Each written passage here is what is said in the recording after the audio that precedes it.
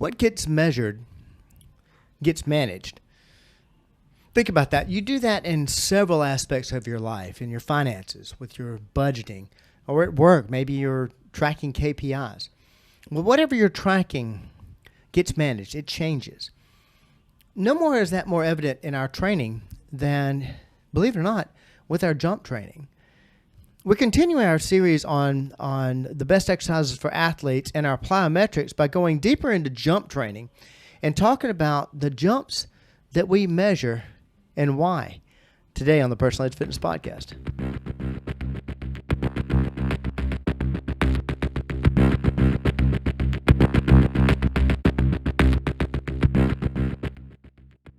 Good day and welcome to the Personal Edge Fitness Podcast. Thank you so much for joining us today. My name is Garrett Williamson. I'm president of Personal Edge Fitness, your host today, and I appreciate you joining us to continue our talk about plyometrics and the different jumps we use in training and using plyometrics in our sport training here at Personal Edge Fitness. My guests today are, as always, our exercise coordinator, Charlie Merlot. On my right here and on my left, Katie Carey, one of our client coordinators, talking about this topic. All right, I want to dive headfirst into it, but let me let everybody know how to get in touch with the show if they have any questions. You can give us a call at area code 251-278-3343. That's 251-278-EDGE. You can also reach us at Garrett at personaledgefitness.com. And personaledgefitness.com, of course, is our website, our Facebook page. Hit us up on Twitter, or as it's known now, X, at Team PE. We'd love to hear from you. Now, diving into this, okay, let's go straight to, we talked about plyometrics. We started this actually a few weeks ago and talking about how important plyometrics was. And this is actually continuing a series that we've been doing on the type of training that we do and type of exercises we use for training athletes. We dove headfirst into plyometrics because when you say plyometrics, you say a lot. And we talked a little bit about jumping a couple weeks ago, but we're getting more in depth. Why do we measure the jumps?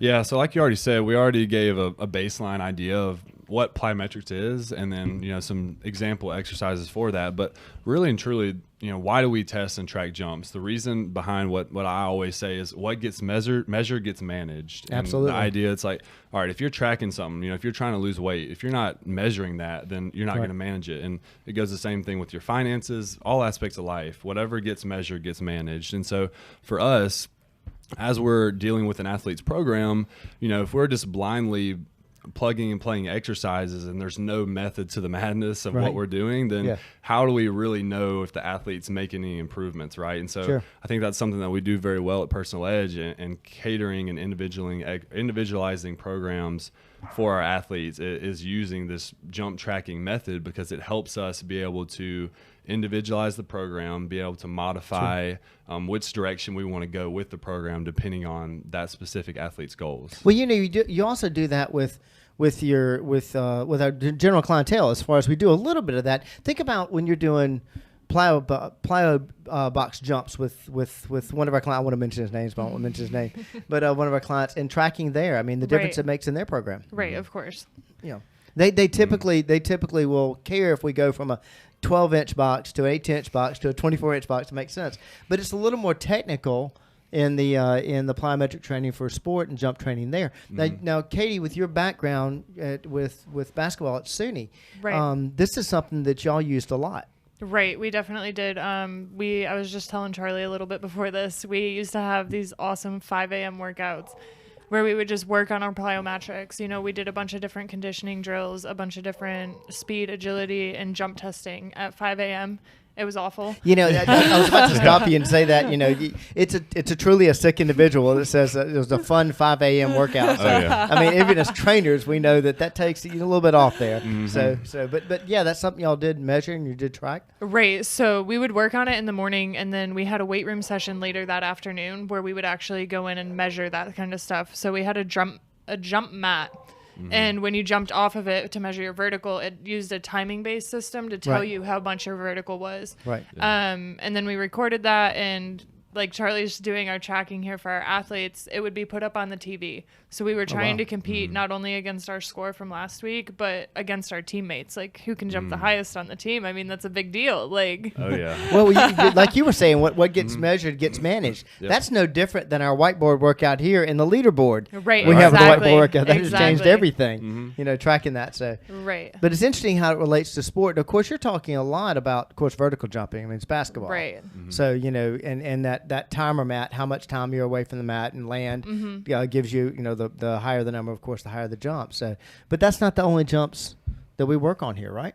No, of course not. So, we track 5 different jumps with our athletes. And, like I said, there's a method to the madness. There's a reason behind why we track each individual jump. And so, each jump measures a different quality that we're trying to train in an athlete. Sure. And, we modify that athlete's program based off of, the improvements or the lack of improvement that they're making in those specific areas. So just to break down those 5, we got the first one's the broad jump. We've covered that. And that is going to measure horizontal power. Right. Like we already said, the broad jump is a good indicator of an acceleration-based plyometric, and so that's going to carry over to sprinting, and that's a main, a main quality that you're looking for in an athlete, right? Of course. To sprint. And actually, I think that's one that I hate that one's was downgraded for many years. I mean, and I don't know if y'all know this. It used to be in the Olympics.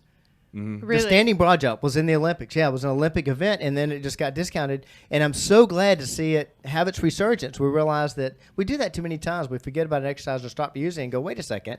There was a reason why we were using that. So effective, like you're telling, for sprinting and what have you. So so that's the first one that gets tested. The next one is the counter movement jump. And so we test these 2 together. It's the counter movement jump and then the squat jump. We do those back to back. The counter movement jump is more of a test that's going to test lower body vertical power. Okay. So with that, think of a normal vertical jump. You're standing upright and then you sink down fast and you jump up. And right. then what we use here, Katie and them had the jump mat, which is it's a really cool piece of technology. We have a Vertec, which is also great. You probably see it in NFL Combine, things like that, right. where you jump up and you hit the little plastic tabs, and it measures your jump height. And so for us, first one we do is the counter movement jump, where you jump down, you swing down fast, and you jump up and hit it.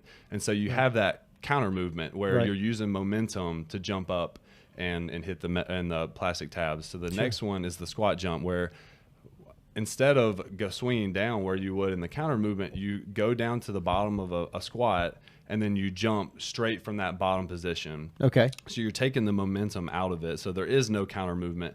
And so what you see is you typically see about a 2 to 4 inch difference in the squat jump from the counter movement jump. It's usually a little less because you're not using that momentum. And the squat jump is more of a lower body explosive strength plyometric versus power. And so that's where those 2 kind of vary. So they tell us different things, whether one athlete who might have a higher counter movement jump, they might be more twitchy, as we've already said. Okay. And so that means they might need more strength in their program, more strength-based Now focus. break those down again, though. You're talking about those 2 different jumps, because you're talking about one of them being your basic like full start standing up. Yeah, standing and upright. Squat down, jump, and jump. Yep. It's one continuous movement. But the second jump you were saying is basically starting from a squat position. I mean, so you're starting from the bottom of the squat, and then you go straight up, trying not to move any from that bottom of the squat. So we're not looking for any kind of dip and then back up from that dead stop position straight up. And so there's no counter movement. Just basically stay from a standstill to explosion. Right. And so, you see that in sport, right? I mean, you think about an offensive lineman who's in his stance, he's shooting straight out of that dead still position into, to make a block. Right. You see that a lot in sport, where you go from a dead stop into an explosive reaction. And so actually, you see trying that to mimic that. Yeah, you see that in your sport, believe it or not. You see that in a rebound. Right. I mean, the ball's gone up, and you don't know it's going to bounce around the rim, whatever, it's going to come down. You're just and kind of standing there waiting. Exactly, in that squat position. So measurement on that. So I interrupt you. You had some others. So yeah, I mean, but that's how one of the ways we modify and individualize programs is, depending on how one individual performs in each of those 2 jumps. Right. We know, okay, does this person need more strength? Do they need more power focus? focus in their program. And so Okay. that's one of the ways that we look at it. And so And that will actually shape the exercises that you use in addition to the jumps that you're doing. Right. And so, yeah, in the programming through exercises, that's how we kind of determine what they need Right.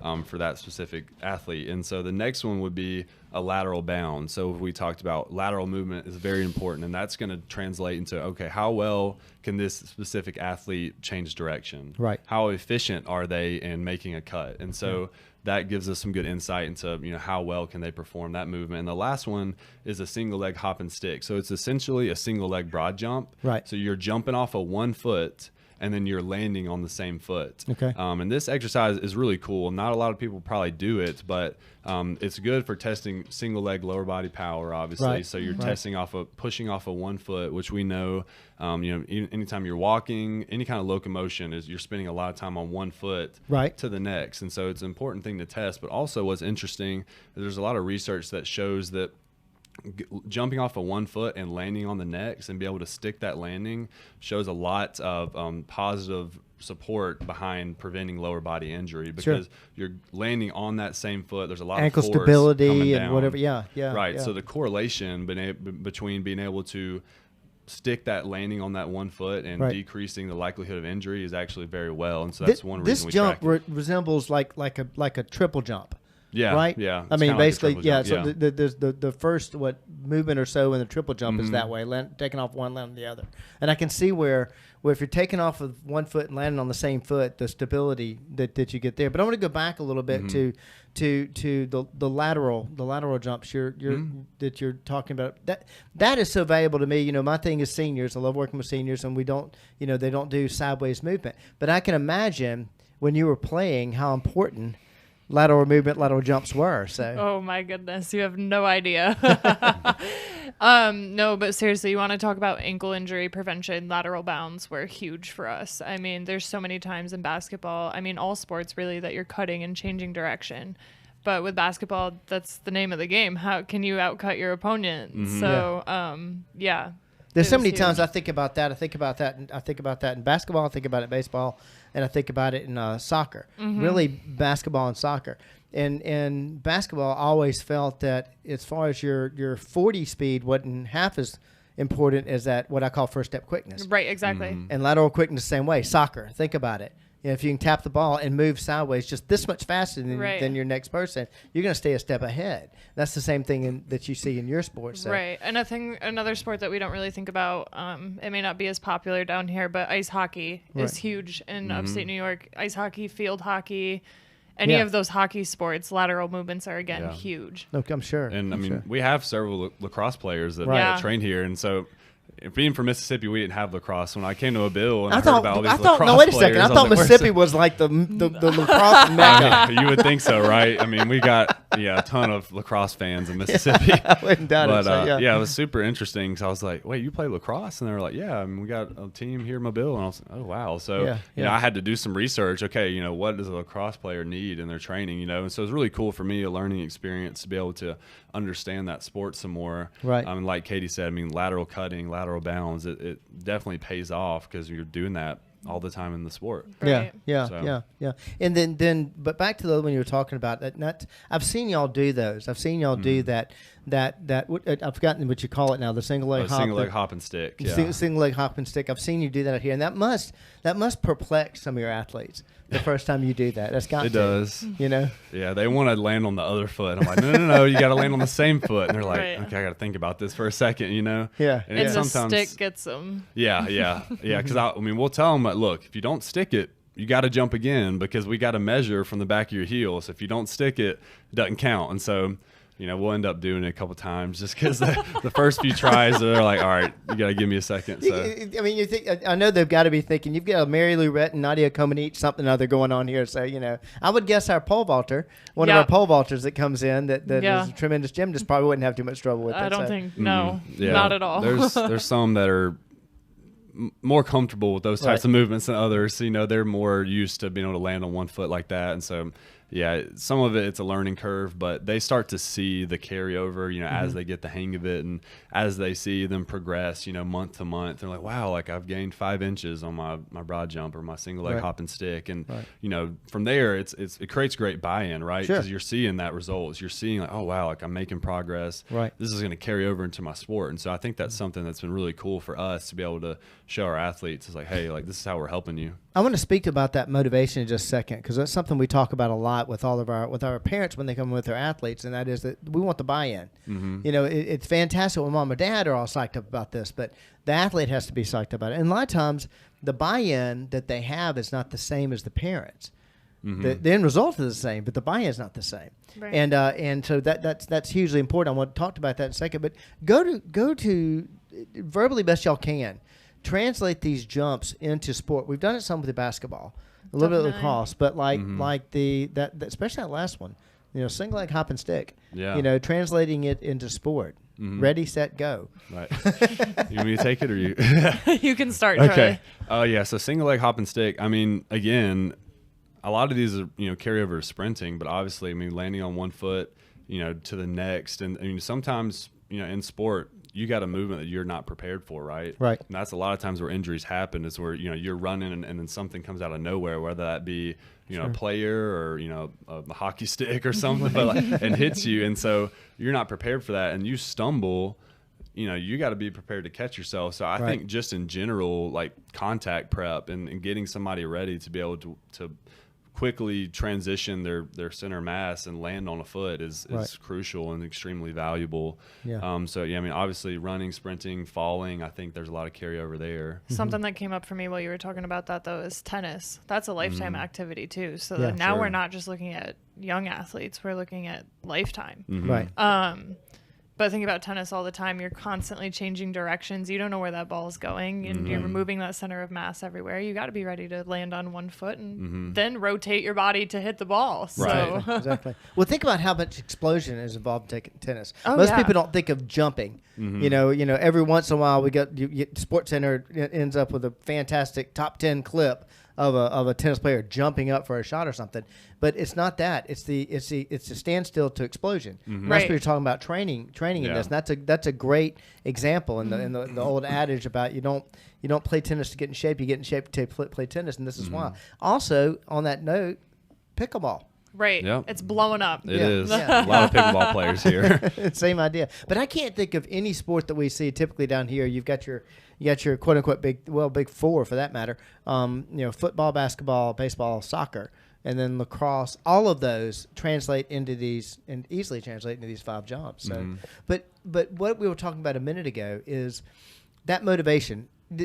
We work with so many athletes off season, in preseason. Yeah. And so I know when I'm racing, it's best for me to have races scheduled like every 30 days or whatever, because they're motivation. I'm like, oh gosh, man, if I'd done this, that, and the other, I could have placed a little higher, and it's motivating. When you're in preseason, when you're in off season, you lack that motivation. It's hard to keep that drive there. Right. But that's how you use these metrics, correct? Right. So we keep every number that we track in a Google Sheet. And what we've done is we've created an athlete dashboard that tracks all these jumps. And so at the end of each month, we print off the dashboard, and then we hand it to them and say, all right, this is your report card. No, for real. Go home and put it on the fridge and show mom and dad. But seriously, though, it's something that they can be proud of, right? They can look at from the month before and how they've progressed. And then also we can say, hey, look, like, we stayed the same here in this area, so we need to try to focus on this a little more in your programming. And so it's been something really cool, because it's like, something that we've addressed in the podcast before is when you're dealing with younger athletes, how do you teach them intent? Right. How do you teach them how to give max effort? Because that's something that as an athlete, as you continue to get more advanced, like you've got to be able to give full effort, right? And so how do you teach someone to do that? And it's by giving them incentive to do it. And through this, we found a great success. And like, all right, we're not only competing against yourself because we track your previous jumps, but also you're competing against all the other athletes at Personal Edge. So you see a graph that shows, all right, how do I compare to the other athletes here in this specific jump? And so it gives immediate feedback so that they can easily digest it, understand, okay, this is where I'm, Right. improving, and this is where I need to make some more improvements. And then it's even more beneficial when they see it translate onto the field. Mm-hmm. Mhm. And I'm sure you saw that when training in the weight room and how that yeah. translated onto the court. Oh yeah. Yeah, absolutely. Yeah, Absolutely. and we've seen several athletes come back and tell Katie and I, or any of our trainers here, and just say, hey, like, I did this today at school in the weight room. I Yeah. did this I today in know. my sport. And, it's a super cool thing to hear, whenever they come back to us and say, hey, like, this is how personal just helped me. I've seen the fruit of my hard work pay off in my sport or at my school. And, that's what makes it all worth it, right? To be able to Sure. play a role in that. Well, think of also what we're instilling at that age. Now, this is something I've pushed before, and I've said many times on the podcast that actually PE came before Personal Edge did. And I wanted to name the place PE because physical education. We need that at an early age, and we need it all through life. And too many times people are going through high school until they finally could get themselves out of PE or varsity sport. And once that was over, either in college or beforehand, they took a break, and then, oh my gosh, now I got to get back in shape, and you start this ridiculous thought process. Oh, I can't do it now because I'm older than I was, and all this ridiculous stuff. But think of how you're instilling that at a young age. They're seeing how this improves my life, because life to them at that time is sport. This improves my life by doing this. They start seeing the direct effect of it, Right. and start to ingrain in them. As I tell every parent that comes here, hey, look, I hope your child becomes a D1 athlete with a full ride. Add to our list of 23 athletes we have that have a scholarship. But more importantly, I want them to be able to stay fit for life. One of my favorite clients came in, had never exercised before besides, gym class, physical Right. education. Yeah. And so it was super important to build that foundation where she wanted to be here. She wanted to come in, and that's what we do, is we build that loving relationship towards exercise and physical education. Absolutely. It's Absolutely. important. Yeah, Right. I don't mean to belabor that. In fact, I probably know a podcast on it, but I had a senior client that the question I had for so long is, so many of them that knew they needed to be here, knew where we were, could come down here, knew me personally, knew one of our staff members, but took forever to get here. And I actually interviewed some of them and found out that their only relationship thought process to this was a high school coach. And this particular individual told me, and my high school coaches were bullies. It takes Yeah. one bad experience Yeah, for them bingo. to never want to do it again in Period. life. Yeah. Period. So. It's so important to start a good foundation. Right. Mhm. Well, let's jump back. You see what I did there? Yes. Jump good. back to what we were talking about, though. But summing it all up about using those different jumps, measuring them, and, of course, translating them to sport. Yeah, so like I said, we use the KPI dashboard, and that is kind of where we run all of our jumps through. So Right. we test them each time they come in. They have a daily test, and so they do their warm up. We go through the daily test, we track the number, and then we input it into the spreadsheet. And then, Awesome. like I said, yeah, they go through their program, and then as we we're looking at it each month to see, all right, how have they improved? How Sure. have they, where are some areas that they haven't improved? And then we modify the program based off of that. And so, depending on what stage they're in, if they're in more of the high school elite stage, because that's where we mainly do the jump testing. Right. That's where we get into more power focused training, and whether or not they're more of a strength focused athlete or more of a power focused athlete. Sure. And that's kind of how we determine our programming. Yeah. And that using the variety of jumps, most people would think in a particular sport, basketball, all we're going to do is work as vertical. But you've got a client that's coming in for volleyball, Yeah. and vertical is what they're asking, but that's not the only thing you're going to be training. Absolutely not. I'm sure. It's so important to get that lateral stuff in there too. Right. Using every aspect of it to improve Right. the game. Obviously, so thank y'all. I appreciate y'all coming on here and talking more in depth about this. There's so much more to it. Like I said at the beginning when we first did plyometrics, I said when you say plyometrics, you say a lot. When you say jumps, obviously say a lot. So Yeah. appreciate y'all joining us today. And also, let me let you know how to get in touch with us. If you have any questions about this podcast or any others, or any questions about dealing with dispelling the myths of health, fitness, and wellness, please reach out to us, area code 251-278-3343. That's 251-278-EDGE. You can also reach me at Garrett, Garrett, at personaledgefitness.com. Make it easy for you. Looking for this lady over here, it's Katie, Katie, at personaledgefitness.com. And, of course, our exercise coordinator, Charlie at personaledgefitness.com. So that's our website, Facebook page. Hit us up on Twitter or X at Team PE to cover this or any others. Jump training it's not just jumping up and down anymore. It's a lot more to it than that. And it's one more way we help you reach your level of wellness. Thank you very much for joining us today.